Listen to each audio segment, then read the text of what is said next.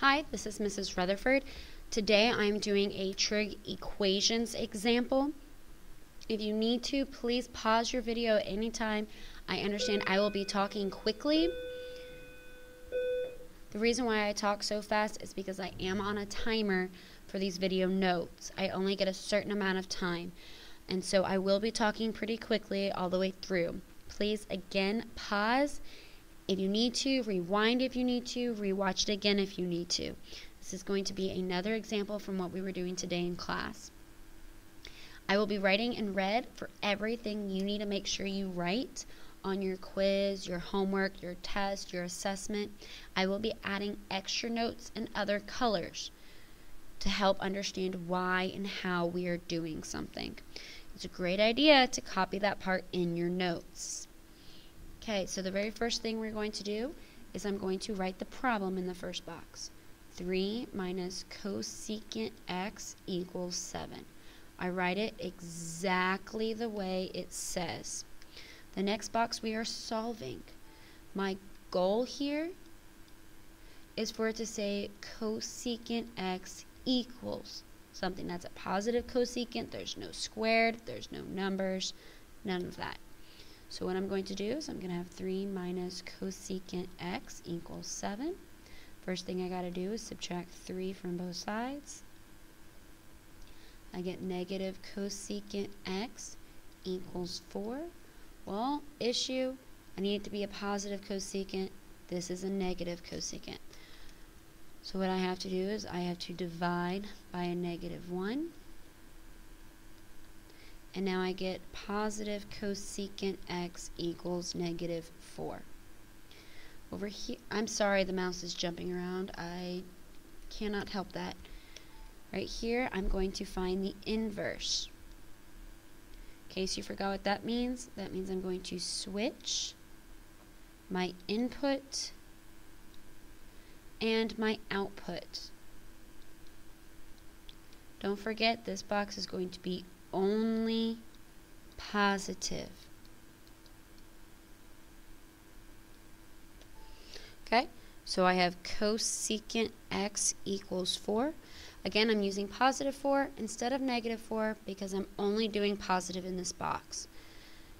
So now I'm going to take the inverse of cosecant, which means I'm going to switch my input and my output. So here I'm going to have a 4, and here's my x. Now the issue is that I don't have a cosecant button on my calculator, so I will have to use the reciprocal. The reciprocal is going to be sine, so I'm going to use the inverse of sine, and remember reciprocal means to flip, so I'm going to have 1/4 equals x.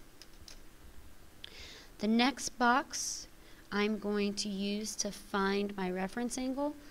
Here I need to make sure I check my mode.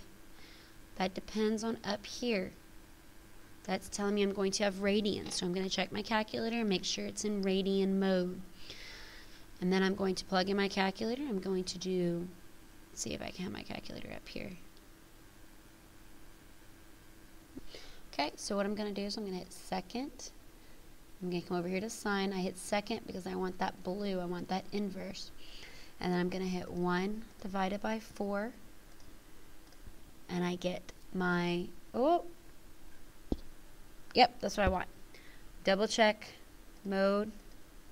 Yes, radians, so that's correct. That's going to be my reference angle.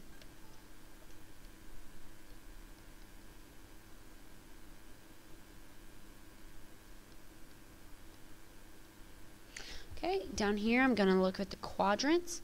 So what that means is I'm going to look back at this right here. And I want to know where is cosecant x going to be negative. Well, that is going to happen in the third and the fourth quadrant. So over here, for my third quadrant means I'm going to do pi plus my reference angle.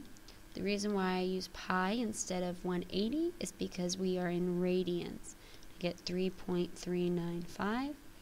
Then for my fourth quadrant, I'm going to have 2 pi minus my reference angle. Again, I'm using 2 pi instead of 360 because we are using radians. I get 6.030.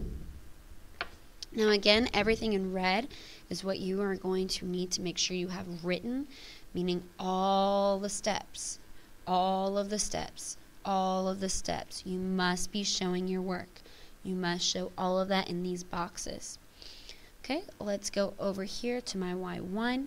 That's going to be on the left side of my equation. So it's going to be 3 minus cosecant x. Issue is cosecant I don't have a button for on my calculator.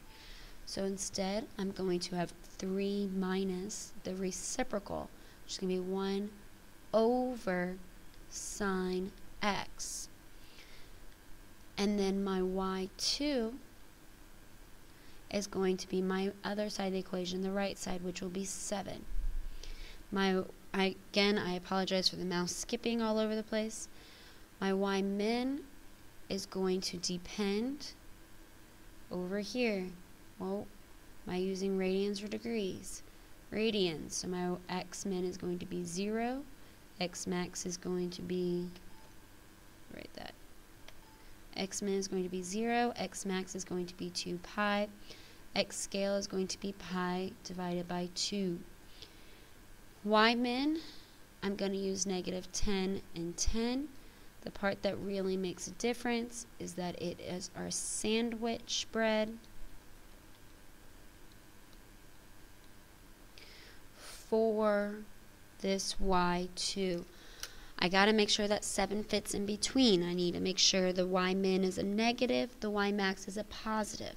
I could use negative 9, positive 9, negative 8, positive 8, negative 20, positive 20, but I want to make sure that I can see my graph. Y scale is always going to be 1. So let's come over here, let's pick up our calculator. So my y1, it's going to say 1 minus 1 divided by sine x. My y2 is going to say 7. Double check my mode is in radians. Go to my window. I hit 2 second pi for 2 pi. And I hit second pi divided by 2 for pi divided by 2. I got my y min, my y max, my y scale. I'm going to go to my graph. Here's my graph. If it comes up looking like a barcode, double check your x min, x max, x scale. Double check your mode. It's very important. So what I'm going to do now is I'm going to go ahead and draw it. So it looks something similar to this. And like this.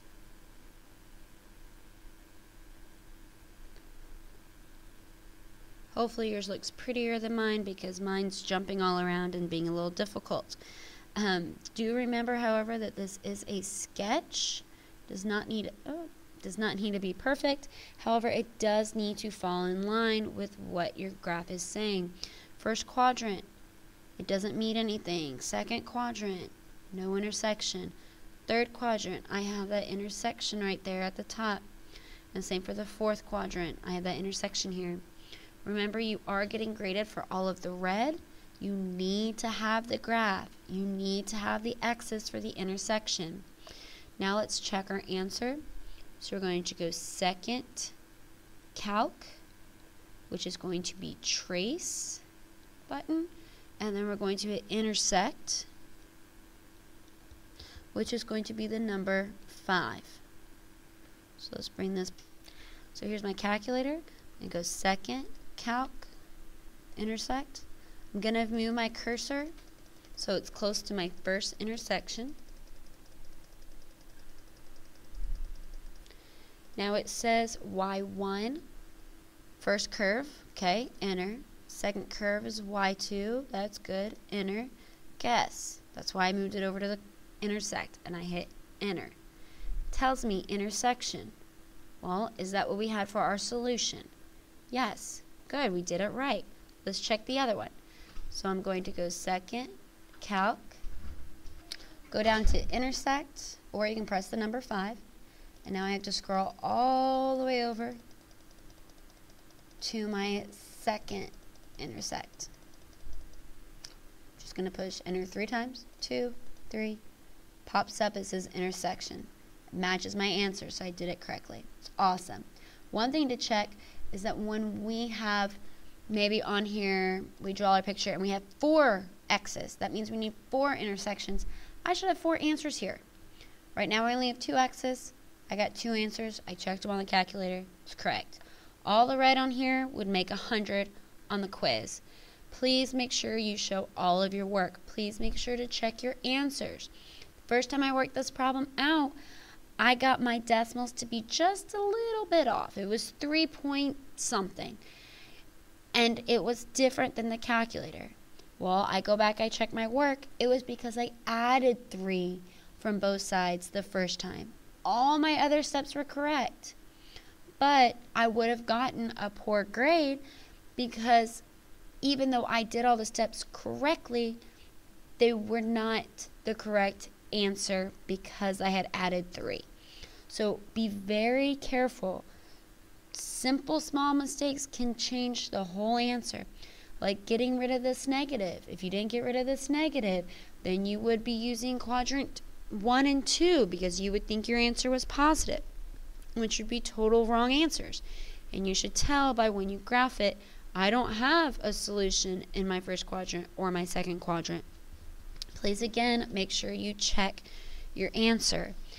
You have a quiz on Tuesday. Please make sure you get your homework done, study. If you have questions, ask Monday in class, come in for tutorials. Again, I'm sorry if I went a little quickly. I am on a time constraint doing these videos. Please pause, watch again if you need to. Have a great weekend.